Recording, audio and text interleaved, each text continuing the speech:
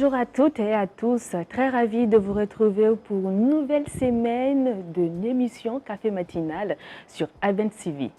Alors, pour dire que 4 jours de débat, d'échange, de communication. Et aujourd'hui, nous allons parler d'un sujet, oui, on va parler de l'agriculture, et pour dire que nous avons Sénégal, surtout nous avons Sénégal, et Sénégal, nous avons surtout avec des nouvelles technologies, nous avons énergie solaire. Nous avons Sénégal, nous avons Sénégal, lafia konnana. Mais avant qu'on ait deux sujets konnana, car il y a une émission konnana nekélité. Je suis toujours accompagnée par mon binôme Otemorore et Maïga. Bonjour Maïga. Bonjour Maïcha. Comment tu vas? Je vais très bien par la grâce d'Allah. Et toi? Ça va. Le week-end ça a été? Ah oui, pas mal. J'ai un peu profité apparemment. Un peu profité. Oui. Ça se voit que tu as changé de coiffure et tout. Tous les jours tu me dis ça. L'argent. Non, pas l'argent, mais c'est l'IA quoi. Je change de tête. Ah, c'est l'IA. Oui. Oui, effectivement, je l'avais dit. Maya. Alors aujourd'hui, je ne vais même pas t'attendre, je vais aller directement avec notre phrase du jour qui dit parfois, il faut penser à ce que tu mérites et oublier ce que tu ressens. Est-ce que tu as compris? Non, il faut parfois oublier ce que l'on ressent et penser à ce que l'on mérite. D'accord. Ma femme jusqu'à présent. J'aimerais expliquer en bambara comme tu le fais, mais voilà, je ne suis pas fort en bambara, mais quand même, comme je le dis, penser à ce que l'on mérite. C'est beaucoup mieux. Parce que tu vois, nos émotions, aussi fortes que soient-elles, ne doivent pas guider nos décisions. Quand tu décides chaque fois avec les émotions, tu vas faire beaucoup d'erreurs. Extrêmement. Exactement. Donc, il faut toujours penser à soi et mettre en valeur sa propre valeur. Ce n'est pas de l'égoïsme, hein? Attention. Penser à soi, ce n'est pas de l'égoïsme. C'est juste refuser une situation qui nous fait souffrir. Une situation, une personne ou quelque chose qui est toxique pour nous. Donc, il faut penser, oublier plutôt ce qu'on ressent et penser à ce que l'on mérite. Ce que tu ressens pour quelque chose ou quelqu'un, c'est un ressenti qui est là, tu penses que c'est ce qui est meilleur pour toi. Mais est-ce que c'est ce que tu mérites réellement? Donc, il y a une de penser ce que tu mérites au bas, donc tu pourras même attirer cette chose vers toi. La loi de l'attraction. Super.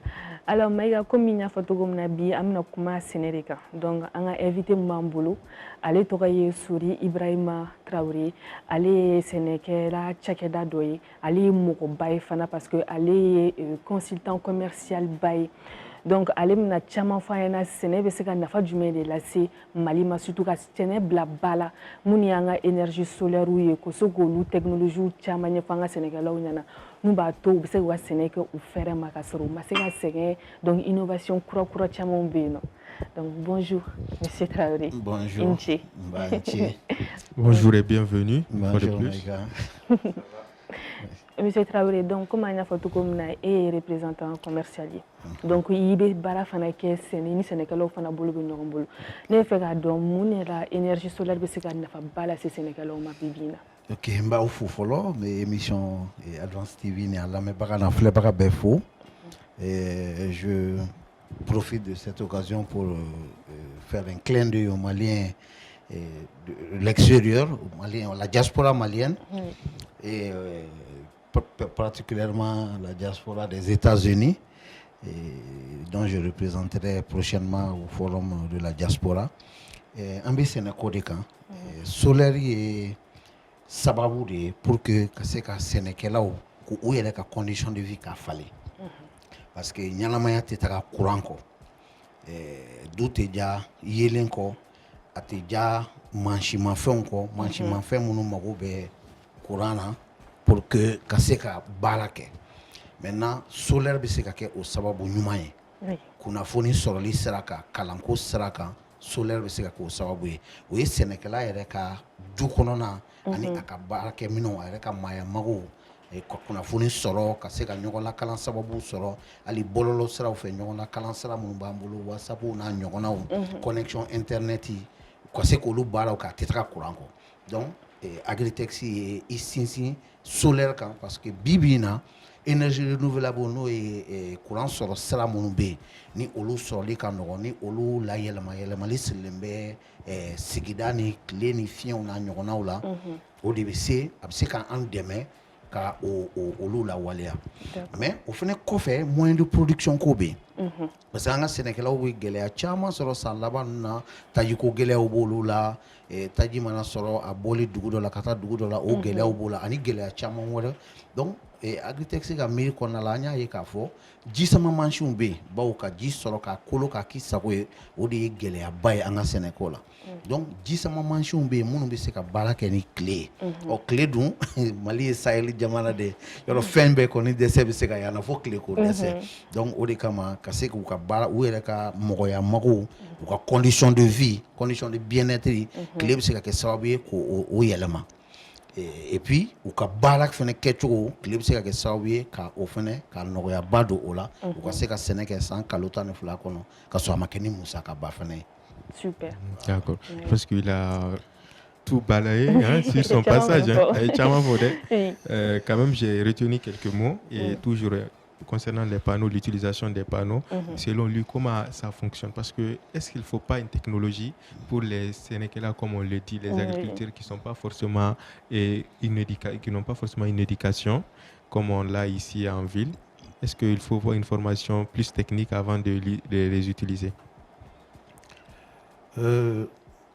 D'abord, en kan ka dɔn k'a fɔ an b'an ka sɛnɛkɛlaw bila minɛn min kɔnɔ k'a k'i n'a fɔ u tɛ fɛn dɔn i n'a fɔ mɔgɔw b'a ko kunfinw ma taga ekɔli la tiɲɛ don caman ma taga ekɔli la mais u kalannen don mɔgɔya la mɔgɔw b'u la minnu bɛ se daba dilan na mɔgɔw b'u la minnu bɛ se kurun dilan na mɔgɔw b'u la minnu bɛ se daga dilanw na donc o bɛɛ ye kalan de ye n'i ye technologie ninnu jateminɛ diɲɛ laban mansin ninnu tamasiyɛnw de don tamasiyɛnw de don maa o maa n'i ɲɛ bɛ ko la tamasiyɛn bɛ se ka jira i la k'a fɔ n'i y'i bolo da nin kan o de bɛ kuran minɛ n'i y'i bolo da nin kan o de bɛ ji nati n'i y'i bolo da nin kan a bɛ ji jɔ n'i ye nin tamasiyɛn ye o b'a jira ko funteni bɛ foro la a mago bɛ sumaya la n'i ye nin tamasiyɛn ye o b'a jira k'a fɔ sumaya ye labɔli kɛ n'i ye nin tamasiyɛn ye o b'a jira ko tiɲɛnifɛn bɛ foro kɔnɔ donc tamasiyɛn bɛ se ka jira u la u damana kalan fana bɛ se ka kɛ an ka bamanankan kalanw bɛ yen bi na minnu bɛ se ka don ordinateurs kɔnɔ n'o ye an ka subahana mansinw ye donc an ka sɛnɛkɛlaw ils peuvent avoir accès aux capacités de manipulation de ces différents outils u bɛ se ka kalan a la a tamasiyɛnw bɛ se ka jira u la wa u yɛrɛ caman i bɛ misaliya ta bi na an ka togoda jumɛn bɛ yen ni mɔgɔw tɛ baara kɛ ni téléphone intelligent ninnu ye a fɔ minnu ma ko smartphone an ka orange money wari ci ni wari sɔrɔ ma da la ni mɔgɔ bɛ taga an ka burusi kɔnɔ mɔgɔw dege o tuma na o bɛɛ mécanisme kelen de don i y'i bolo da nin kan o de b'a charger n'i y'i bolo da nin kan o de b'a ci n'i y'i bolo da nin kan o de b'a dɔn i bɛ téléphone charger cogo min ni crédit ye i bɛ ordinateur fana kɛ ka fɛn dɔ charger o cogo de la donc il faut k'an k'o dɔn anw yɛrɛ k'an hakili décoloniser parce que a donna an kun na ko togodala mɔgɔw sɛnɛkɛlaw kunfinw de don u tɛ ko bɛrɛ dɔn u ma kalan donc fɛn fɛn min ni o ye fɛn moderne ye an b'o wusaya u ma an b'a miiri k'u tɛ se k'o la baara nka ni n'u ye baara daminɛ ɲɔgɔn fɛ i bɛna dɔn ko savants b'u cɛ la hali n'a y'a sɔrɔ u tɛ se k'u tɔgɔ sɛbɛnnen kalan. D'accord. Merci beaucoup, M. Traoré. Je pense qu'il y a une fin de familiale.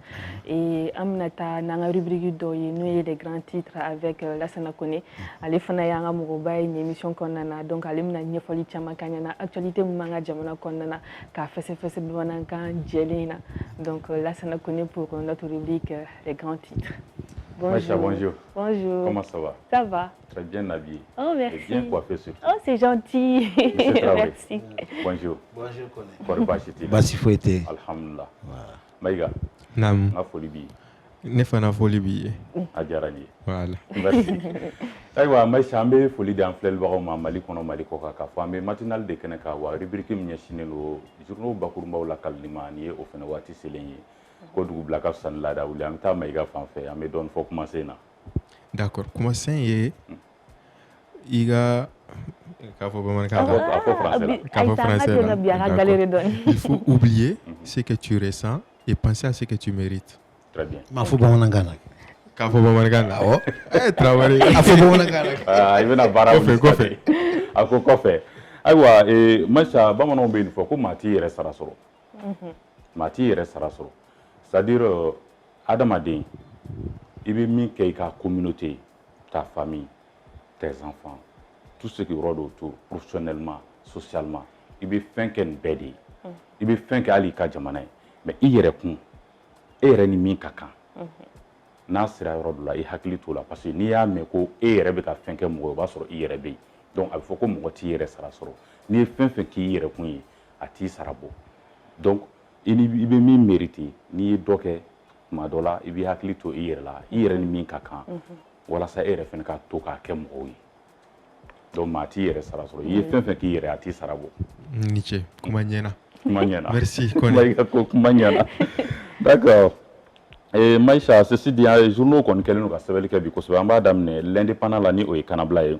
Ale kɛlen don ka laseli min kɛ, o bɛ tali kɛ tajiko gɛlɛya min bɛ faso Mali kɔnɔ nin waati in na, ko an ka finitigilakaw ka sɛgɛsɛgɛliw kɛra sababu ye Sikasokaw fɛ yen, ko ka tɛgɛ da barili 137 kan, ale ni bidon 300 bɔɲɔgɔnko, ko u ye o sɔrɔ maa dɔw bolo mun tun b'a la k'olu dogo ka feere maaw ma sɔgɔn gɛlɛman na. U ye nin maa kofɔlenw kɔni minɛ k'u bɛ sariya tigilamaw ka bolo kan nin waati in na. Halisa l'indépendant bɛ kuma tajiko gɛlɛya kan, an ka ministre ka baara ɲɛsinnen don jago ni ɲɔgɔn kɔniya kow bɛɛ lajɛlen ma. N'a bɛ Musa Alassane Diallo ale ko fɔ, ko ale laseli kɛ an ka télévision so kan k'a fɔ ko Mali bɛ gɛlɛya caman sɔrɔ Côte d'Ivoire kaw olu ka port la, u ka mobile charger ko la, k'o de b'a la ka kɛ sababu ye taji tɛ ka labɔli kɛ, k'u bɛna taa Abidjankaw fɛ yen ka taa kuma ni u ka autorités ye cogo min na an ka tajiw bɛ se ka sɔrɔ teliya la. Ni an bɔra yen Nouvelle Horizon ale kumalen don, a kɛlen don ka laseli kɛ, o bɛ tali kɛ Mali fanga ɲɛmaa n'a bɛ premier ministre général de division Ablaye Mayiga ale ko fɔ, ko ka kɛɲɛ ni ministre ka laadala ɲɔgɔn ye min sigira sen kan juin kalo tile 25 k'a ye projet dɔ kɔni da a tɔɲɔgɔn kɔni ɲɛkɔrɔ min bɛ tali kɛ garibuya kɔni kɛlɛli la ka bɔ Mali la, barisabula k'a bɛ denmisɛnnin ka lamɔ tiɲɛ, wa a bɛ se ka kɛ sababu ye ka na lakanabaliya yɛrɛ jamana kɔnɔna na. U ko min ye i k'a dɔn k'a fɔ Côte d'Ivoire jamana ka fara Sénégal kan, olu ye fɛɛrɛw sɔrɔ ta la, ko Mali fana b'a fɛ ka fara olu kan nin waati in na ka tɛmɛ ni o sira kelen walasa ka caman bɔ garibuya kɔnɔna na Mali kɔnɔna na. O kɔfɛ an ka ministre min ka baara ɲɛsinnen don finitigiw ka kow bɛɛ lajɛlen ma, n'a bɛ général de division Umaru Jara ale kɔni ko fɔ ko ale fana kɛlen don ka fɛɛrɛ kuraw sigi sen kan nin waati in na, k'u bɛna sariya kura dɔw ta ka yɛlɛma don soldasiw ka wulikajɔw tagabolo la, n'a bɛ fɔ a ma ko la loi portant organisation de la défense nationale. O bɛɛ lajɛlen kɔfɛ ka kɛɲɛ ni jamanakuntigi ka san 5 sɔrɔli ye faso Mali kunna, ko a ka ministre min ka baara ɲɛsinnen don kalan kow ma, ale ye lasew kɛ k'a jira k'a fɔ ko san 5 kɔnɔ ko ministre min ye k'a dɔn k'a fɔ transition k'a ye baara caman kɛ, k'a daminɛ ekɔlisow kɔni labɛnni na ni o ye réhabilitation ye, ko ekɔliso 2,230 olu bɛɛ lajɛlen réhabilitera. O kɔfɛ min ye ekɔliso kura mun bɛ jɔlen yalima a jɔli bɛ sen na, k'o ye 1,104 ye. Maïcha, an b'a kuncɛ ni sifinnamaw ka ministre ale ka lase la ni o ye Abdul Kasim Ibrahim Fɔnba ye, ale kɔni ye k'a dɔn k'a fɔ lase min kɛ challenger kɔni kɔnɔna na, wa kɛlen bɛ k'a jira k'a fɔ ko san 5 kɔni kɔnɔna na président de la transition générale d'armée Assimi Goïta k'a ye baara caman kɛ Mali ye, kɛrɛnkɛrɛnnenya Farikolo ɲɛnajɛ sira kan kosɛbɛ. Ninnu de ye bakurunba damadɔ an tun b'a fɛ ka mun lakalimaw ye, n'Ala ye nɛgɛ kanɲɛ 13 jira an na, a tɛmɛlen ni saga 30 ye, an bɛna nin bɛɛ lajɛlen walawala walasa maaw ka faamuyali caman sɔrɔ kibaruyaw la. Merci beaucoup, Lassana Kone. Alhamdulillah. Monsieur Traoré. Kone, merci. Aka bi thème de Minka, vraiment c'est très important. Et je crois que en tout cas dans la mort, on a fait caman sɔrɔ na. Alassana, d'abord kunyo ye. D'abord kunyo ye. D'abord kunyo na. Ala ka kunya. Amina ya Rabbi. Donc de bɛ sira ɲini. Merci beaucoup. Sira bibolo. Sira b'i bolo. Sira a bɛ fɔ cogo di? Non, la moitié. La moitié. Donc sira kilancɛ b'i bolo. Ou bien sira fan kelen b'i bolo. Sira fan kelen b'i bolo. Ok, merci. Merci beaucoup. Merci beaucoup, Lassana Kone. Merci beaucoup, Maïga. Tiens, les qui déboulent. On dirait qu'il y a une initiative héréditaire. Super. Alors maintenant, nous allons continuer avec nos rubriques et cette fois-ci, c'est la météo. Bonjour à toutes et à tous. Voici les prévisions météo pour ce lundi 29 juin à Bamako. La journée débute sous un ciel partiellement nuageux avec un temps généralement calme à matinée. Au fil des heures, les nuages deviendront plus nombreux. Dans l'après-midi et en soirée, des averses localisées et des orages sont possibles, parfois accompagnés de rafales de vent. Il est donc conseillé de prévoir un parapluie si vous deviez vous déplacer. Côté température, il fera 25 degrés au lever du jour, tandis que la température maximale atteindra environ 33 degrés Celsius dans l'après-midi. Très bonne journée à toutes et à tous et restez prudents en cas d'orage. C'était là votre météo du jour. Donc, prenez votre parapluie, on ne sait jamais avec le temps. C'est ça, on a essayé un thème qu'on a, nous, en agriculture, nous, en Sénégal, oui. Donc, M. Traoré, nous, me fait don. Et salon d'innovation Agritex a réuni le 4 juillet. Et puis, c'est qu'à faire Agritex, il y a du mai. Agritex, il y a du mai, il y a du kama. I ka ɲininkali diyara n ye. Agritex ye hakilina ye min sababuya ye maliyɛn minnu bɛ Amérique ni ne yɛrɛ bɛ olu cɛla ani maliyɛn minnu bɛ sɛnɛko baara la Mali kɔnɔ n'u tun bɛ association camanw na olu faralen ɲɔgɔn kan ka société dilan Mali kɔnɔ ani ka ɲɔgɔnna dilan Amérique jamana kan n'o ye Agritex SAS ye Mali kɔnɔ ani Agritex International Incorporation New York Amérique jamana kɔnɔ.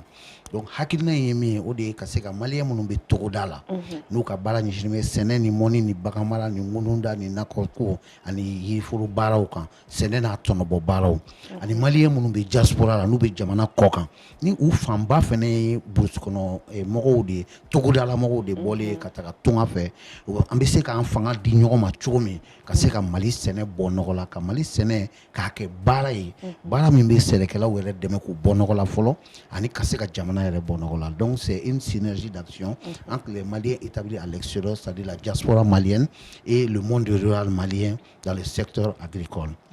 O de Agritex yɛrɛ hakilina ye min ye salon ye kɛnɛya bɛna min sigi pour que Agritex ani sɛnɛ baarakɛla wɛrɛw parce que Agritex ye lagarenin de ye sisan a bangena 2024 Mali kɔnɔ san 2024 o ye Mali Agritex SAS bangeni san ye mais Amérique Agritex International Incorporation o bangena 2026 de san 2026 donc a daminɛna Mali de la fɔlɔ ka sɔrɔ ka Amérique ta labɛn donc anw ye société lagarenin de ye mais société ba caman bɛ an ka ɲinini kɔnɔna la parce que baara o baara yanni ka daminɛ i bɛ état des lieux kɛ i b'a lajɛ fɔlɔ jɔnniw bɛ nin baara in kɛ ka kɔn anw ɲɛ gɛlɛya jumɛn bɛ yen nɔgɔya jumɛn bɛ yen o la i bɛ an dabali banna ka taga sɔrɔ seko ni dɔnko caman de bɛ Mali kɔnɔ o bɛ société privée baarakɛlaw la o bɛ gouvernement baarakɛlaw la Mali service d'agriculture an bɛ ministre de l'agriculture fo nin yɔrɔ la an bɛ IPRD Katibugu fo an bɛ ICRISAT fo an bɛ IER fo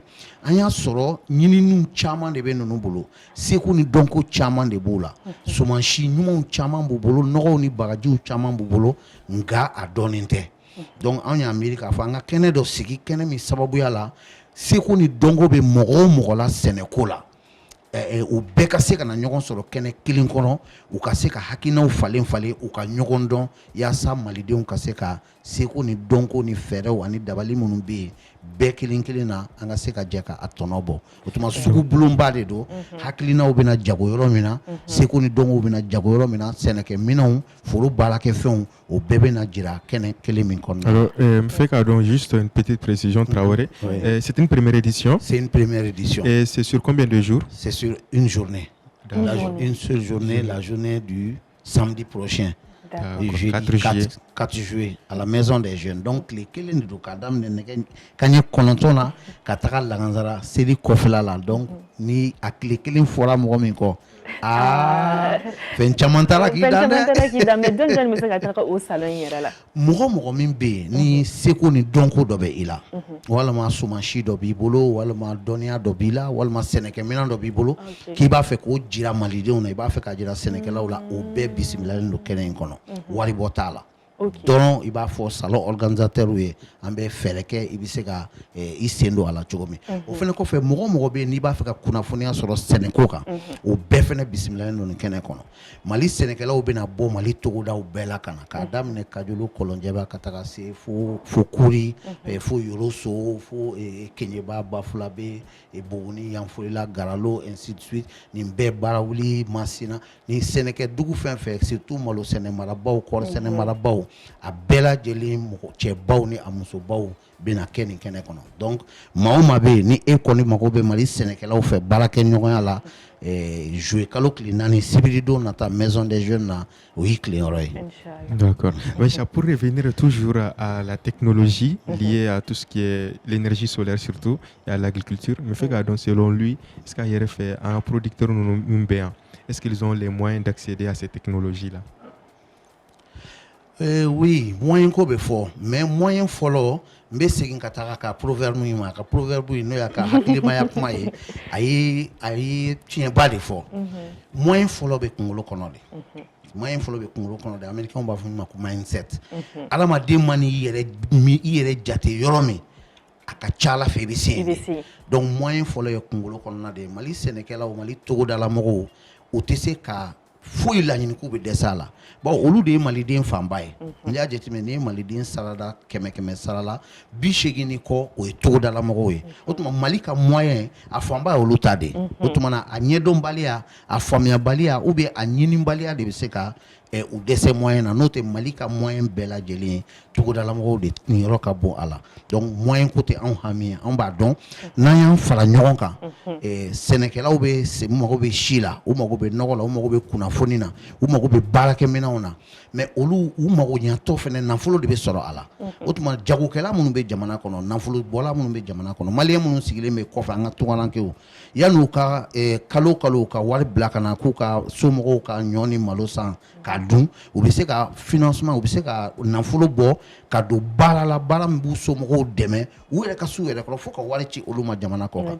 o de y'anw ka hakilina ye Agritexte hakilina ye ka tendance falen an ka maliyɛn minnu sigilen bɛ kɔfɛ yanni olu ka kɛ kalo kalo nafolo bɔbaga ye ka lase anw ma u ka nafolo bakurubaw don sɛnɛ la pour que u ka forow ka nafolo de bɔ Mali kɔnɔ u ka ŋunundaraw n'o ye dibɔyɔrɔw ye u ka misi wɛrɛ minnu bɛ Mali kɔnɔ u ka kɛ source de revenu ye min b'u renforcer u ka tungafɛsigi la donc au lieu que l'argent quitte la diaspora chaque mois pour venir nous nourrir ici on doit être en mesure de produire dun ka fa kɔni ko tɛ dun ka fa kɔfɛ sɛnɛ ye nafa sɔrɔ baara de nafolo sɔrɔ baara de don donc an kan ka nafolo sɔrɔ a la ka an yɛrɛ bɔ nɔgɔ la ka maliden tɔw bɔ nɔgɔ la ani sɔgɔma grand frère an famana kɛra fɔ e t'a dɔn wa ayi mais ne yɛrɛ bɛ ne ɲininka e ko k'aw famana n tɛ k'e b'a dɔn dɛ parce que don dɔ a delila ka don ne ka bulon kɔnɔ Sotrama kɔnɔ Rayida la mais a ye baara kɛ jeunesse ye dɛ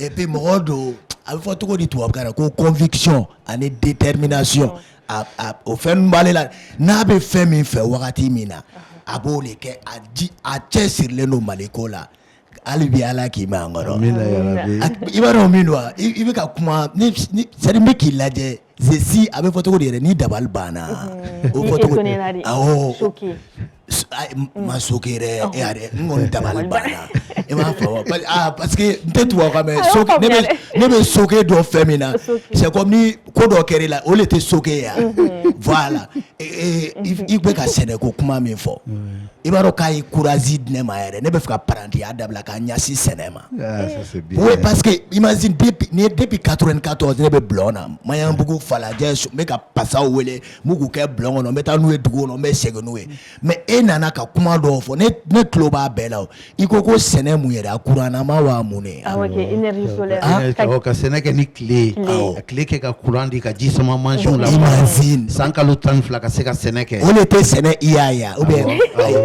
y'a dɔ ye o y'a dɔ ye voilà o de don parce que aw mɔgɔ sugu de aw cɛsirilen don ko bio wa mun ne o fɛnɛ y'a dɔ ye awɔ bio mɔgɔw olu ka ko bɛɛ y'o de olu cɛsirilen don donc ne bɛna min kɛ ne bɛna musokɔrɔba wele n b'a fɔ n ko n bɛ segin village la n bɛ taa cɛsiri sɛnɛ kan parce que an jeunes filɛ an kɛlen don k'a négliger quoi Mayiga i yɛrɛ k'a ta k'a lajɛ parce que a bɛ bɛɛ kɔnɔ ko f'an ka taa sigi bureau kɔnɔ hali don dɔ bɛ k'a fɔ a diminenba bɛ bulon kɔnɔ Sotrama kɔnɔ a bɛ k'a fɔ ko non ko diplôme b'ale bolo ko ni bureau kɔnɔ ne ko n ko ayi grand frère n ko diplôme bɛ ne yɛrɛ bolo mais ne filɛ parantiya la a ko diplôme jumɛn ne ko n ko savoir faire hali ale sigira ale ni ne ma kɛlɛ o ale donna bulon kɔnɔ fɛn dɔw bɛ ne fana la o bɛɛ kalannen don mais ne kɛra paranti ye u b'a fɔ cogo di ko y a pas de ce métier ne tɛ s'a fɔcogo la mais o fɛn ne y'o fɔ a ye a y'a faamu mais kɔrɔ filɛ ka kuma min fɔ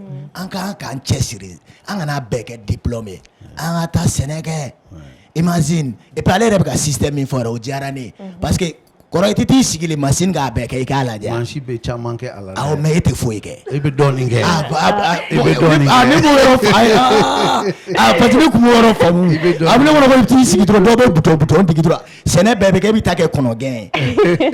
Ja o tɛ i fana bɛ dɔɔnin kɛ. Mansi bɛ se k'o fana kɛ. Awɔ. N'o de don ne bɛ segin village parce que a bɛ ka nɔgɔya o. Ko bɛ ka nɔgɔya quoi olu bɛ ka na ni hakilina min ye u bɛ ka ko caman nɔgɔya an bolo quoi. Hali bi Ala k'a ɲa.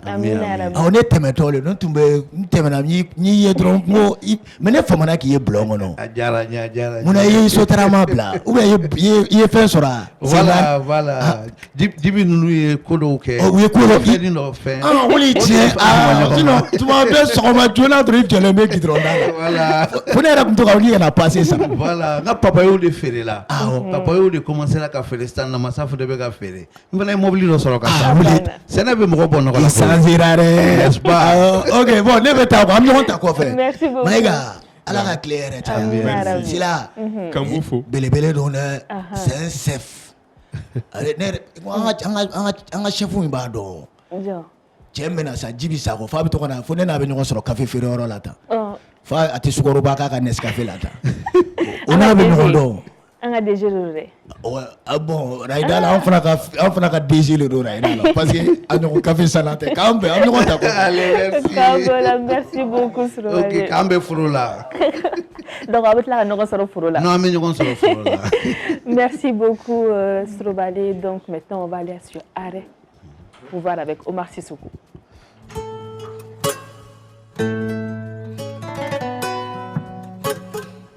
Bonjour fidèles téléspectateurs de Café Matinal. Heureux de vous retrouver cette semaine encore dans votre rubrique Arrêt sur image. Ce matin, équipez-vous de votre combinaison de plongeon car nous allons très loin au fond de la mer, mieux au fin fond de l'océan. Le saviez-vous ?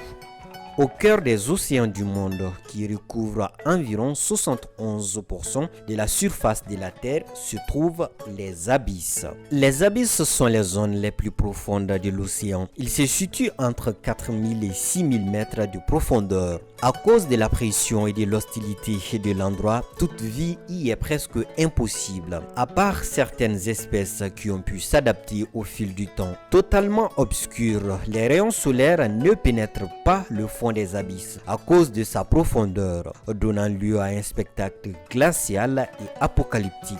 L'écosystème profite des cheminées volcaniques, c'est-à-dire des sources hydrothermales pour y prospérer. Tellement mystérieux, tellement lointain et profond, plus de 80% du fond des abysses reste non exploré par l'être humain à ce jour. Les quelques informations qui nous parviennent sont collectées grâce à des engins robotisés et des instruments scientifiques capables de résister à la pression et à l'extrême obscurité. C'est la fin de votre rubrique Arrêt sur image.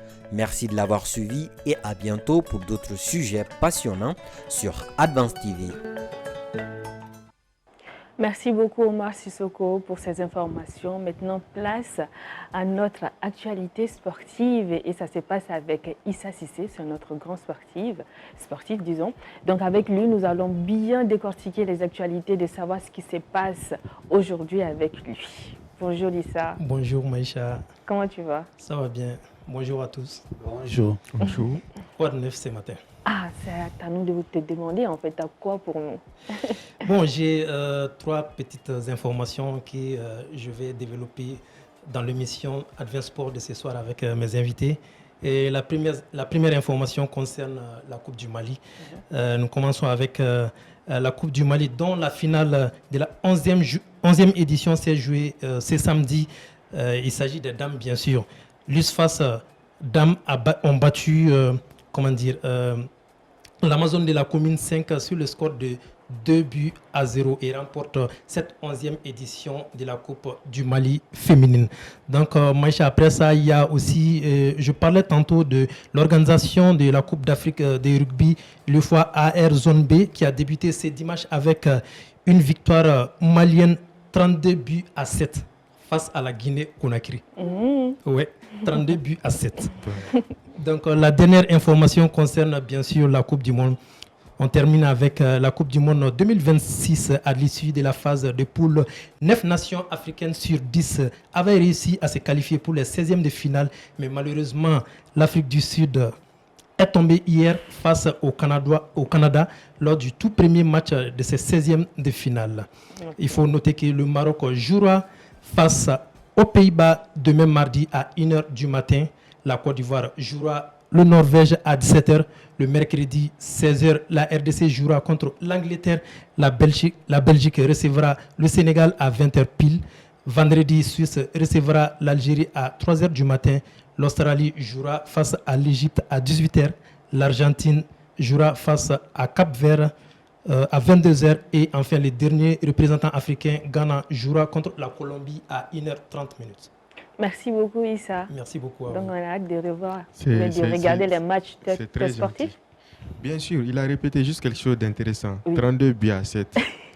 C'est l'unique information qu'il a répétée. C'est le rugby. Le rugby, c'est un peu différent du football. Oui, et tout sera développé ce soir avec mes invités, bien sûr, dans l'émission Advance Sport à partir de 20h35 sur Advance TV. Merci beaucoup, Cissé. Merci beaucoup. Bonne chance aux équipes africaines. Merci beaucoup. Et maintenant, de retour sur ce plateau, et Amnatananga Koumaï, quand on a bien agriculture et la Alisa, donc mon membre Blokoro Oye, Soudi Ibrahima Traoré, Nali, Amisaka Fo Sénégal, Barou, Angadjamana Kona, Nabi, fait un chamando Sénéla, donc on a une innovation courant, on a un salon d'innovation agri-taxi. Donc, monsieur Traoré, nous me fait qu'il y a maintenant agri-taxi, à salon Ménaké, le 4 juin, n'est-ce pas? Amenaké maison de jeunes, Erabolo, activité du men du men, donc à Moro, qu'on a mounu fait un chamando famille agri-taxi. ɲininkali diyara n ye salon in y'a f'i ye cogo min tile kelen baara don a baara bɛ daminɛ ni kunnafonidi ye kunnafoni bakuruba di sɛnɛko kan bawo sɛnɛ n'i ko sɛnɛ maa caman t'a dɔn ko baganmara ye sɛnɛ dɔ ye mɔgɔ caman t'a dɔn ko mɔni ye sɛnɛ dɔ ye jɛgɛlabalo ye sɛnɛ dɔ ye dimɔgɔlabalo ka dimɔgɔlabalo ka bugun o ye sɛnɛ dɔ ye ah oui a bɛ mɔgɔ caman dabali ban mais dimɔgɔ mara sɔrɔ min bɛ kɛ o la n'i y'o dɔn i bɛ yɛlɛ misi maralaw la mɔgɔ caman t'o dɔn ka kɔtɛ lamara escargot o ye sɛnɛ dɔ ye. Traoré, Aketo, parce que je me dis je n'arrive pas à comprendre. Dimɔgɔ c'est bien les mouches. C'est bien les mouches. Ah ok. C'est bien les mouches. Mɔgɔw tɛ sɛnɛ dɔn. Mɔgɔ dɔw bɛ yen olu ka baara tɛ foyi u bɛ dimɔgɔw de mara k'a la bugun nafolo de bɛ sɔrɔ a la. Incroyable. Kɔtɛw bɛ mara nafolo de bɛ sɔrɔ a la korokara bɛ mara nafolo de bɛ sɔrɔ a la nakɔ sɛnɛ ye sɛnɛ dɔ de nɔnɔ baara ye sɛnɛ dɔ de a bayɛlɛmali fɛnɛ bɛ yen donc ka sɛnɛkɛfɛn sɛnɛ o ye baara dɔ ye sɛnɛkɛlaw mago bɛ jɔ fɛn minnu na k'o lase sɛnɛkɛlaw ma o ye baara dɔ ye sɛnɛkɛfɛn sɔrɔlen kɔfɛ a jagoli ye baara dɔ ye sɛnɛkɛfɛn sɔrɔlen kɔfɛ a maracogo ɲuman ye baara dɔ ye sɛnɛkɛfɛn sɔrɔlen kɔfɛ a bayɛlɛmali ye baara dɔ ye k'a jago jamana kɔnɔ ani k'a ta ka taa jamana kɔ kan nin bɛɛ y'a damana baara ye a bɛ fɔ o de ma ko chaîne de valeur c'est-à-dire sɛnɛ bolofara sɔrɔ sira camanba de bɛ sɛnɛ lamini na o de kama anw b'a fɔ ko sɛnɛ ani a tɔnɔbɔ baaraw donc fo maliyɛnw k'a dɔn k'a fɔ sɔrɔ sira caman de sirilen bɛ sɛnɛ la donc o kunnafoni bɛna di mɔgɔw ma o tɛmɛlen kɔfɛ ka baara sira dɔw bɛ jagokɛ sira dɔw bɛ a bɛ fɔ min ma ko marketing de réseau ka sanni feere kɛ dɔnbagaya sira fɛ ani danaya sira fɛ an bɛna mɔgɔw kalan olu la parce que sɛnɛkɛfɛn camanw bɛ diɲɛ kɔnɔ bi i b'a sɔrɔ a sanni feereli i b'a san i bɛ nafa sɔrɔ o la i bɛ tila ka kɛ sababu ye ka jira mɔgɔ wɛrɛw la n'olu y'a san e bɛ nafa sɔrɔ olu ka sanni na bi bi in na k'a fɔ i ye jagokɛla ye o kɔrɔ tɛ ko bitigi b'i bolo minɛn b'a kɔnɔ ayi bi bi in na i bɛ kɛ ka sɔrɔ bitigi b'i bolo i ka telefɔni de kɔnɔ i bɛ kɛ ka sɔrɔ bitigi i tɛ bitigi min yɛrɛ yɔrɔ dɔn i b'o bitigi kɔnɔfɛn kofɔ ka fɛn sɔrɔ a la donc fo an ka jamanadenw ka o kodɔn ninnu sɔrɔ o kunnafoniw sɔrɔ pour que kuma dɔw la mɔgɔw bɛ fɛn dɔw fɔ fantanya ko ni baarako gɛlɛyaw ni fɛnw na kunnafoni dɔgɔya ni kunnafoni tanya de b'a kɛ o fana tɛmɛlen kɔfɛ an y'a fɔ kunnafoni bɛna di sɛnɛkɛfɛnw mɔgɔw b'an ka jamana kɔnɔ minnu ye fɛɛrɛ dɔw ɲɛɲini jamana kɔ kan ka na lawaleya jamana kɔnɔ ka nafa sɔrɔ a la donc olu bɛ n'o fɛɛrɛw yira mɔgɔ wɛrɛw la dɔw bɛ olu bɛ sɛnɛ kɛ sangeba jukɔrɔ a fɔ min ma ko culture sous serre donc ka sangeba ka so jɔ walima ka sangeba kɛ ka sɛnɛ k'a jukɔrɔ n'i bɛ sɛnɛ kɛ o jukɔrɔ sɛnɛkɛfɛn bɛ sɛnɛ jamana kɔnɔ jamana min ni Mali tabiyaw tɛ kelen i bɛ se k'o sɛnɛkɛfɛn sɛnɛ bawo n'i mago b'a la sumaya de ka kɛ sɛnɛkɛfɛn bɛ sɛnɛ sumaya la funteni wagati i bɛ se ka sumaya dilan ka sɛnɛkɛfɛn sɛnɛ ka sɔrɔ kɛ a la o bɛ kɛ sababu ye i b'a sɔrɔ an ka jamana kɔnɔ sɛnɛkɛfɛn dɔw bɛ yen u bɛ sɔrɔ samiya de fɛ a bɛɛ bɛ bɔ ka bɛn samiya ma nafa tɛ sɔrɔ a la sɛnɛkɛfɛn dɔw bɛ olu bɛ sɔrɔ fonɛnɛ de fɛ a bɛɛ bɛ bɔ ka bɛn fonɛnɛ ma nafa tɛ sɔrɔ a la donc ka se ka fonɛnɛ wagati sɛnɛkɛfɛn ka se k'o sɔrɔ samiya fɛ f'i ka microclimat de dilan f'i ka fɛn dɔ de sigida labɛn ka bɛn ale sagona wagati ma donc ka wagati kolo k'a k'i sago ye f'i ka danfara don i bɛ ka sɛnɛ kɛ yɔrɔ min ani sigida tɔ ni ɲɔgɔn cɛ pour que funteni bɛ kɛnɛ ma nka i b'a sɔrɔ sumaya bɛ e ka sangeba kɔnɔna la i ka tomati bɛ ka sɛnɛ o kɔnɔ i ka nemuru bɛ ka sɛnɛ o kɔnɔ ainsi de suite donc nin kunnafoniya ninnu ani sugu bulonko fana kunnafoniya gɛlɛyaba dɔ b'an ka jamana kɔnɔ o ye sɛnɛkɛlaw ani jamanadenw an tɛ ɲɔgɔn kalama suguko la i bɛ taa sɔrɔ pomme de terre ye dɔrɔmɛ 25 ye dumanaba wagati min na tilela mara la Sikaso i bɛ taa sɔrɔ wagati kelen na ɲoro pomme de terre kilo 80 don bon ka taa sɔrɔ i bɛ se ka hali pomme de terre donni moto la ka bɔ dumanaba ka na n'a ye ɲɔgɔn donc wagati dɔ la i bɛ taa sɔrɔ tomati a segi a tɛ 200 sɔrɔ i y'a fɔ Nbɛsoba mais i bɛ taa sɔrɔ Bagadaji o tomati min segi min tɛ 200 sɔrɔ i b'a sɔrɔ 800 fana t'a sɔrɔ donc ka se ka kunnafoni don sɛnɛkɛlaw ani sugutigiw ni ɲɔgɔn cɛ ani ka se ka sugu fana kelenya ani ka bɔ Labezanga ka na se fo Ɲoro ka na se y'a faamuya b'a la fo Tugurekunbe u bɛɛ k'a dɔn nin wagati cɔngɔn kilo ye joli ye tesalikaw k'a dɔn k'a fɔ nin wagati tomati kilo bɛ anw fɛ yan 200 la mais o wagati kelen Nbɛsoba tomati kilo bɛ 400 na donc ka se ka kunnafoni cari sɛnɛkɛlaw ni ɲɔgɔn cɛ Mali togodaw bɛɛ la nin bɛɛ baaraw de bɛna kɛ salon in hukumu kɔnɔna la. Merci beaucoup monsieur Traoré. Tiɲɛ la i caman faamuyala e ni initiative ɲɛnama bari. Maintenant Maïga, je pense que an bɛ taa n'an ka rubrique ye horoscope ye pour voir ce que les astres nous offrent aujourd'hui. Bonjour et bienvenue dans votre horoscope 10 jours. Bélier, une nouvelle semaine commence avec beaucoup d'énergie. C'est le moment idéal pour prendre des initiatives et avancer avec confiance. Taureau, la patience sera votre meilleur allié aujourd'hui. Ne précipitez pas les choses, chaque étape compte. Gémeaux, votre sens de la communication vous ouvrira des portes. Soyez attentifs aux opportunités qui se présentent. Cancer, une journée favorable aux échanges avec vos proches. Les moments simples seront les plus précieux. Lion, votre détermination pourrait inspirer votre entourage. Continuez à croire en vos capacités. Vierge, l'organisation et la discipline vous permettront d'atteindre vos objectifs plus facilement. Balance, le dialogue et la diplomatie vous aideront à résoudre certaines situations délicates. Sagittaire, l'optimisme sera votre moteur. Gardez le sourire même face aux petits défis. Capricorne, votre persévérance continue de porter ses fruits. Ne relâchez pas vos efforts. Verseau, une idée nouvelle pourrait vous inspirer. N'hésitez pas à la développer. Poisson, pour finir, votre sensibilité sera une force pour comprendre et aider les autres. Pensez 10 jours, une nouvelle semaine est une nouvelle chance de devenir la personne que vous souhaitez être. Bonne journée à toutes et à tous. Merci beaucoup Maïga et bonne journée à toi également. Thank you. Donc, amina se an ka émission kuncɛma yɔrɔ ma mais avant que an ka to tantôt donc amina kumakan laban di monsieur Traoré ma a bɛ se ka explication minnu fɔ ka conseil minnu di sɛnɛkɛlaw ma ani ka weledakan min bila mɔgɔw ka se ka na salon na ka se ka nin tile kelen ka se ka fɛn caman caman faamuya a kɔnɔna na. N bɛ aw fo n bɛ a fɔ malidenw ye Mali kɔnɔ ani Mali kɔkan k'a fɔ sɛnɛ dɛsɛbagatɔ baara tɛ. Bon, a b'an hakili la ko ni dɛsɛra de i bɛ taa kɛ sɛnɛkɛla ye o ye fili fɔlɔ ye. Sɛnɛ tɛ kodɔnbali baara ye, sɛnɛ tɛ kunfɛ baara ye, sɛnɛ tɛ kunfin baara ye. Donc f'an k'o faamu dɛsɛbagatɔ baara tɛ sɛnɛ ye, kunfɛ baara tɛ sɛnɛ ye, kodɔnbali baara tɛ sɛnɛ ye wa kunfɛ baara tɛ sɛnɛ ye. Baara min ni mɔgɔ bɛ se k'i ɲɛsin a ma kalo 3 kalo 4 kɔnɔ ka kɛ multimillionnaire ye i n'a fɔ sɛnɛ o baara ka dɔgɔ.